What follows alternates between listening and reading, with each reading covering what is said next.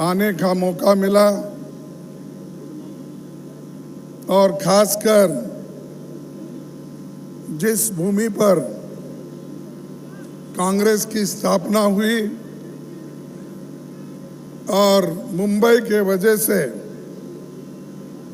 आज जो संगठन बनी थी कांग्रेस की, उन्होंने देश को आज़ादी दिलाई।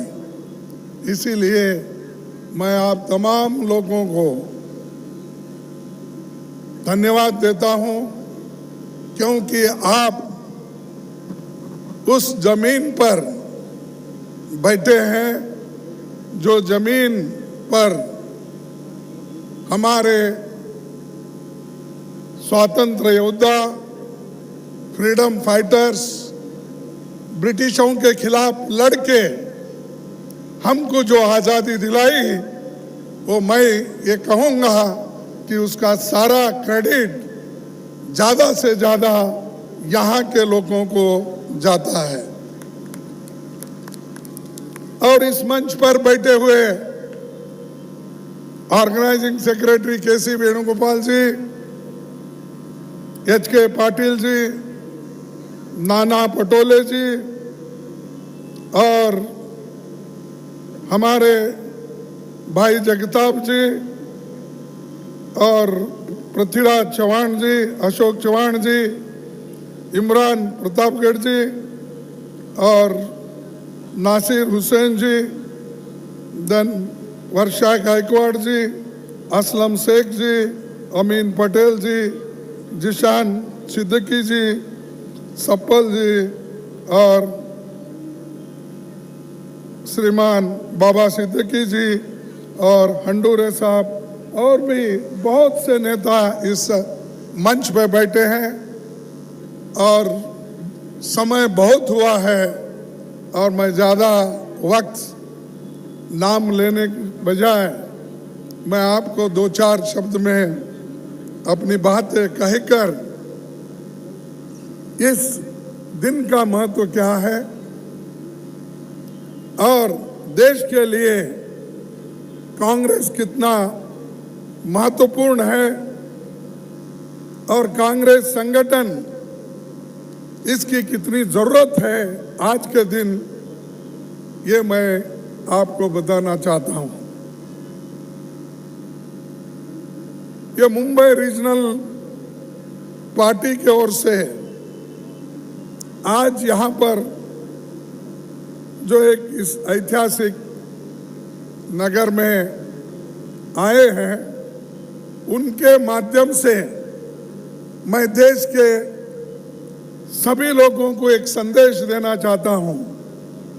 मैं देश के लोगों से कहना चाहता हूं, युवाओं से कहना चाहता हूं, हमारे महिलाओं से कहना चाहता हूं, जो दीन दलित शोषित पिछड़े वर्ग के लोग हैं, अल्पसंख्यक के वर्ग लोग जो लोग हैं, उन सबको एक ही संदेश हमारा होगा, वो ये है कि यहाँ के सभी लोग मिलकर इस देश के लोकतंत्र को बचाना है, इस देश के संविधान को बचाना है।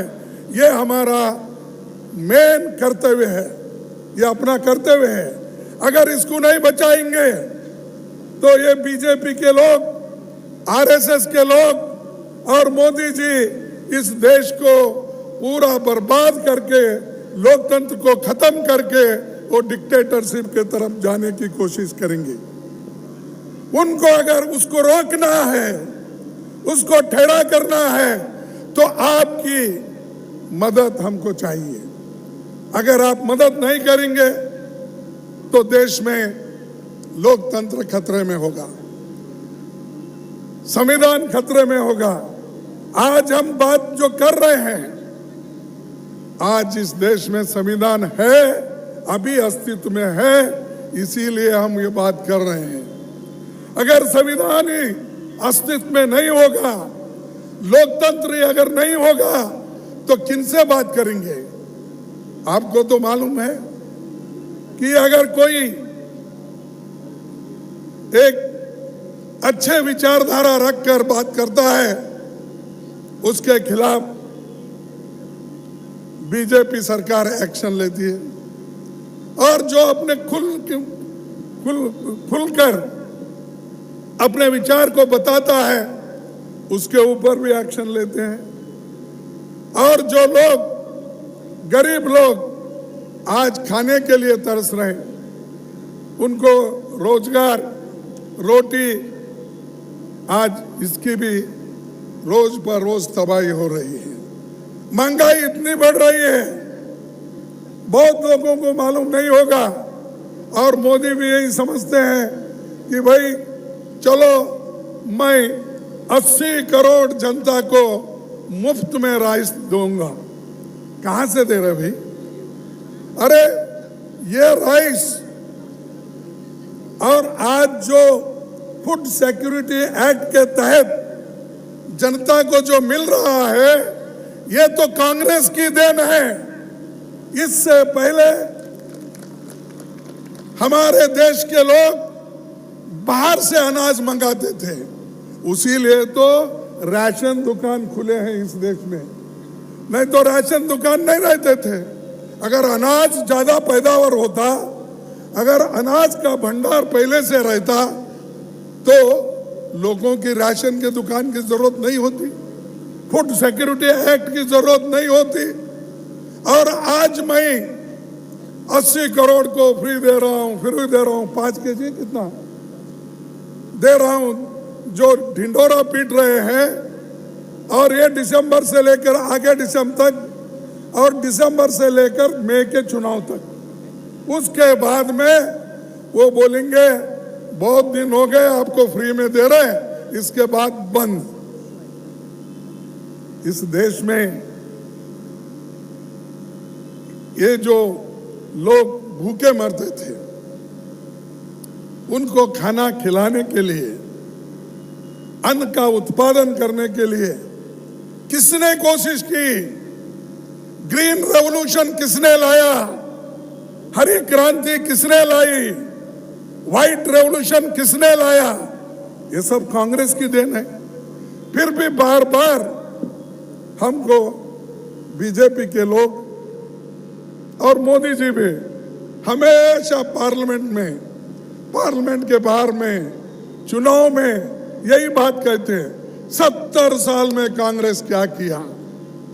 अरे 70 साल में अगर हम कुछ नहीं करते तो मोदी साहब आज उस देश के प्रधानमंत्री होकर वहां पर बैठ नहीं सकते थे। अगर आज बैठे हैं तो ये लोकतंत्र हमने जो बचाया है, संविधान हम जो बचाया है, उसके वजह से आप प्रधानमंत्री होकर हर जगह हेलीकॉप्टर में फिर रहे हो, स्पेशल फ्लाइट में फिर रहे हो, और आप कहीं भी जाते हो तो 200, 300 गाड़ियां आपके पीछे आते हैं। पिछले कोई प्राइम मिनिस्टर इतने गाड़ियां लेके नहीं घूमते थे, लेकिन ये प्राइम मिनिस्टर जब निकलते हैं तो आधा घंटा पहले रास्ता बंद होता है, फिर उनके पीछे 20, 25, 30 गाड़ियां बुलेट प्रूफ निकलते हैं।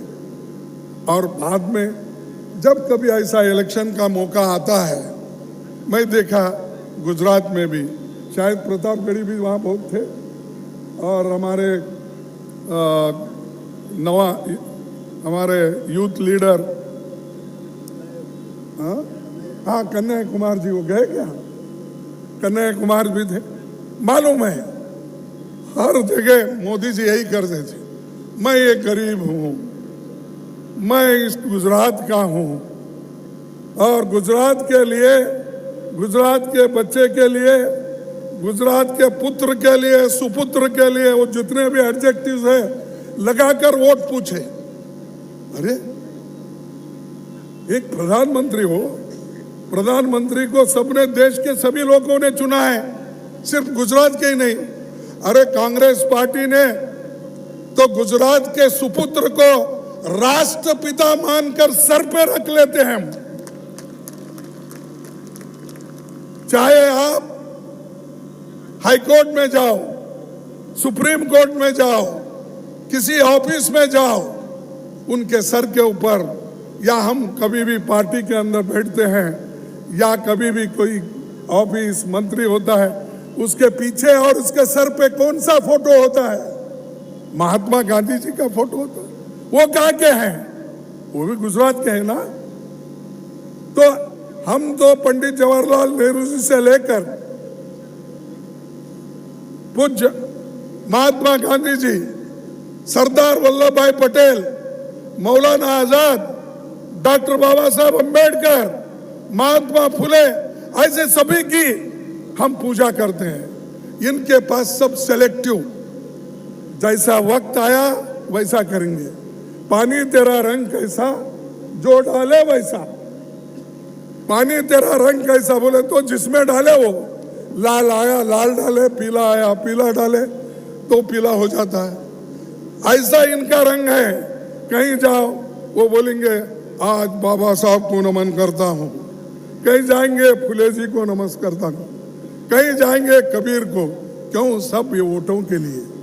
मैं पूछता हूँ मोदी साहब, आरएसएस के लोगों को भी ये पूछना चाहता हूँ, बीजेपी के लोगों को भी मैं ये पूछना चाहता हूँ, 10 साल पहले कभी आपके ऑफिस में बाबा साहब की फोटो थी?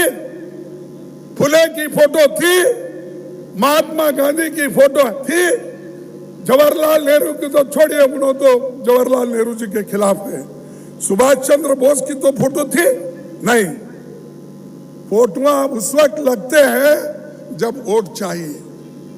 तो इसलिए आपकी यह जिम्मेदारी होती है कि इस देश को बचाने के लिए, लोगों को ताकत देने के लिए, संविधान की रक्षा करने के लिए आप मजबूत होकर खड़े होना चाहिए। क्योंकि ये पार्टी की स्थापना यहीं से शुरू है और आप लोग अगर हिफाजत नहीं करेंगे, आप लोग अगर पीछे हटेंगे तो इस देश में सेक्युलरिज्म खत्म होगा, बात करने का बंद होगा, लिखने का बंद होगा।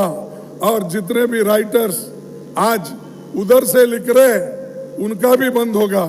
एक तो जो प्रोग्रेसिव राइटर्स हैं, जो देश के बारे में लिखते हैं, जो अच्छे विचारों के बारे में लिखते हैं, साइंटिफिक विचारधारा पे चलते हैं, उनका तो एक और है। लेकिन जो उनके साथ रहकर जो लिखने वाले हैं, उनको भी आज ना कल वो मोदी बंद करेंगे, क्योंकि वो नहीं चाहते खुले विचार से। इसीलिए तो आडवाणी जैसे जो उनके पार्टी के नेता थे, वो उनको सामने आए तो भी प्रधानमंत्री नहीं देखते। बहुत बार मैं देखा हूँ पार्लियामेंट में, जब आडवाणी साहब ये फूल चढ़ाने के लिए जो महापुरुष हमारे जिनकी फोटोआं सेंट्रल हॉल में लगी है, उन फोटोओं को जब पुष्पार्पण करते हैं, उस वक्त उन्होंने मोदी जी आडवाणी को देखते भी नहीं थे, मुरली मनोहर जोशी को भी नहीं देखते थे। अरे अपने ही लोगों को देखते नहीं। जब पावर में आने के बाद, अब पूरा पावरफुल बनने के बाद, उन लोगों को क्या देखेंगे जो पिछड़े, गरीब, अल्पसंख्यक, इनको कभी देखेंगे नहीं। बात करते जाएंगे उनकी, लेकिन उनको कोई हक नहीं देंगे। इसलिए आप ये बात ध्यान में रखना चाहिए। और अनएम्प्लॉयमेंट, आपको मालूम, नौकरियां तो बहुत देने की बात की।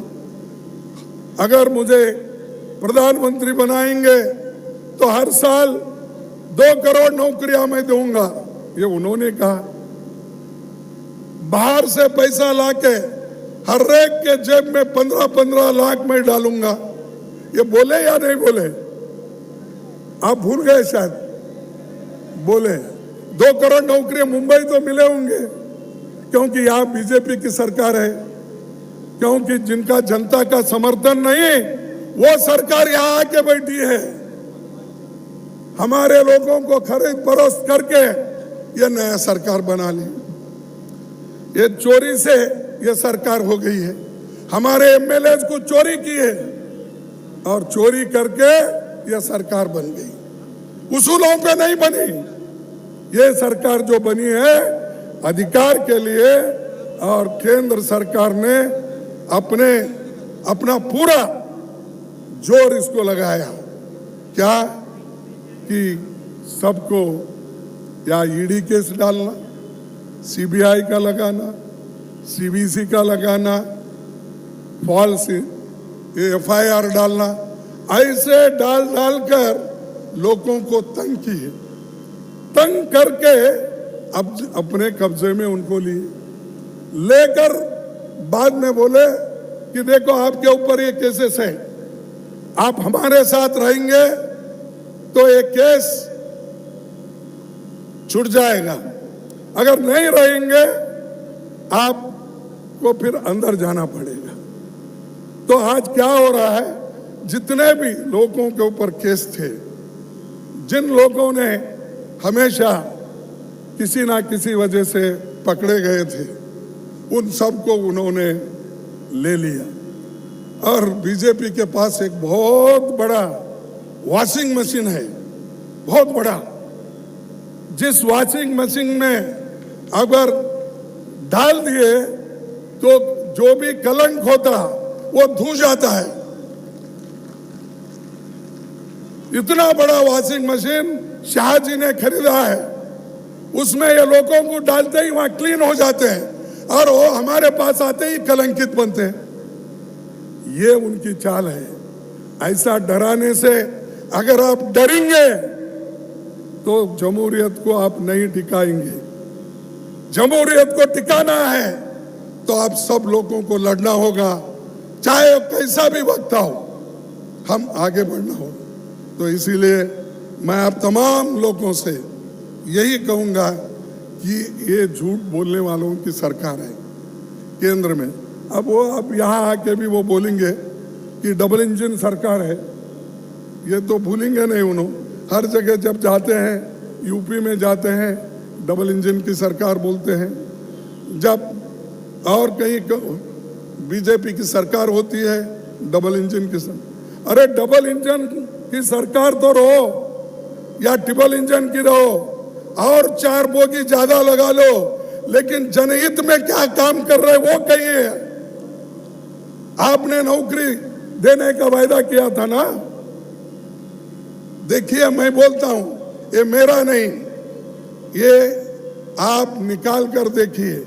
राज्यसभा में जो हमारे सदस्य प्रश्न डालते हैं, उसके उत्तर में जो आंकड़े मिले हैं मैं आपके सामने रखूंगा, लेकिन वक्त की कमी होने की वजह से वो आंकड़े मैं फिर बाद में बताऊंगा। लेकिन जो मोटे आंकड़े हैं मैं आपको दूंगा।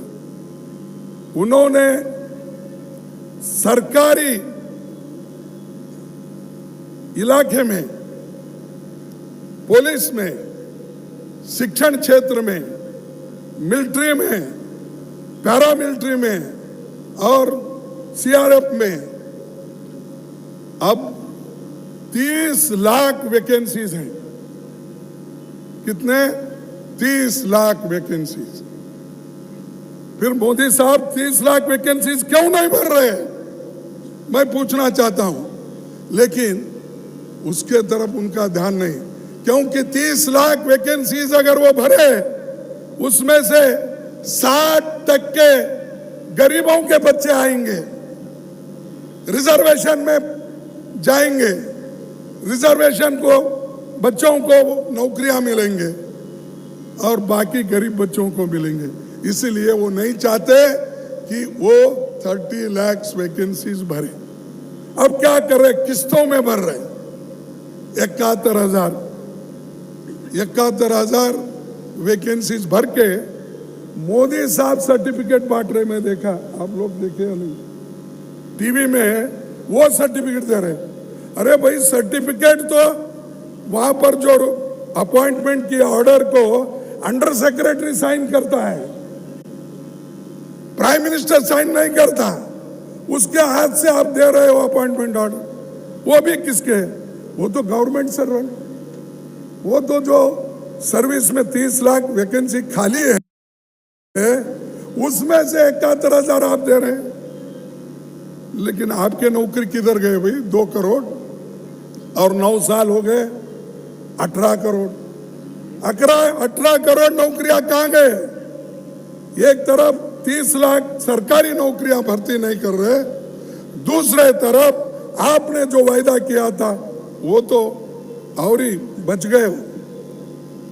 तो ये है झूठों का, झूठ बोलते बोलते जा रहे हैं। मराठी में बोलते ना, खोटा बोला पण रेटून बोला। खोटं बोला ते सांगतात, तर शहासाहेब सांगतात, बाजूलाच असतात ना, ते सांगतात काय सांगायचं. मोदी असं जर विचारलं, नाही लास्ट आम्ही गेल्या वेळेला सांगितलं होतं 2 कोटी नोकरी देतो म्हणून, 15 लाख, आता काय सांगायचं? काय असं जुमला असतंय साहेब, सांगत जावा. खोटं असलं तरी रेटून सांगायचं, तर सगळं असं ह्यांचं चाललंय. अगर त्यांना पुन्हा संधी दिला तर खरोखरच तुम्ही देशाच्या युवकाबद्दल, इथल्या महिलाबद्दल तुम्ही फार मोठं अपराध करत आहेत असं मी सांगणार. तुम्हाला जर देश वाचवायचा असेल, यंगर जनरेशनला वाचवायचं असेल, साऱ्या स्त्रियांना त्यांना जे हक्क मिळालेले आहे, बाबासाहेब आंबेडकरनी संविधानमध्ये जे हक्क दिलेले आहे ते वाचवायचं असेल तर तुम्ही ह्या लोकांना पळवून टाकवा. ह्या लोकांना जर तुम्ही पळवलं नाही, तुम्ही खाली जाता, त्यांनी दाबून ठेवत है. तो इसीलिए मेरा कहना यही है कि ये दबाते रहेंगे, तो मेरा कहना यही है वो दबाने दो, कितने भी दबाने दो, लेकिन आज हमारी पार्टी मजबूती के साथ खड़ी हुई है. और खासकर राहुल गांधी जी कन्याकुमारी से लेकर कश्मीर तक यात्रा कर रहे हैं, भारत जोड़ो यात्रा. अब तक दिल्ली पहुंचे हैं और दिल्ली के बाद कश्मीर बहुत नजदीक है. 26 जनवरी को वहां पर तिरंगा झंडा वो फैलाएंगे और ये संकल्प है उनका, ये काम कर रहे हैं. बताओ कौन? ये भारत जोड़ो यात्रा सिर्फ हमारे लिए नहीं है, कांग्रेस पार्टी के लिए नहीं है. जो नफरत का एक माहौल देश में बन रहा है, उस नफरत को हटाने के लिए ये कोशिश हमारी हो रही है. धर्म में जो झगड़ा लगा रहे हैं, सबको कुचलने की कोशिश कर रहे हैं, इसके लिए हम लड़ रहे हैं, राहुल जी लड़ रहे हैं. और राहुल जी आज एक माहौल तैयार की है. वो माहौल तैयार होने के वजह से ही बीजेपी आज डर गई है, डर के हर जगह कह रही है. एक नोटिस दे दो राहुल जी को कि कोरोना है, इसमें कोरोना में ऐसे प्रोसेशन नहीं करना चाहिए, वो करना नहीं चाहिए, ये कह रहे हैं. अरे भाई, मोदी जी तो हर जगह जाके बड़े बड़े भाषण कर रहे हैं. त्रिपुरा में भाषण करे बगैर मास्क का, पार्लियामेंट में तो उन्होंने मास्क लगाया, लेकिन किसी शादी में देखा मैं उनको, वहां मास्क नहीं था उनके मुंह. दिल्ली में ना, तो आप भी गए थे शायद वहां, तो दिल्ली में किसी शादी में गए, वहां पर मास्क ही नहीं है, लेकिन पार्लियामेंट में आए दिखाने के लिए सबको. मेरे भी आश्चर्य हुआ, मैं जब बैठा, सभी बीजेपी के लोग उनके पीछे जितने भी बैठे थे मास्क पहन के बैठे थे, और बाकी के लोगों को पता ही नहीं था आज मास्क पहनने का दिन है. आज मास्क पहनने का दिन है, ये किसी को पता ही नहीं लगा.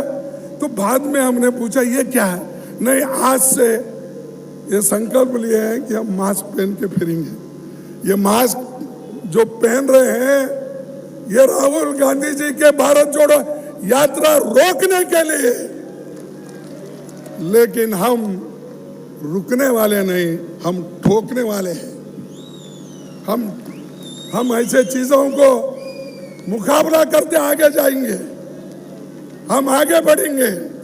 हम किसी से डरने वाले नहीं हैं, हम उनको डरेंगे जो जनता, अगर हमसे भूल हो गई जनता से माफी मांगेंगे।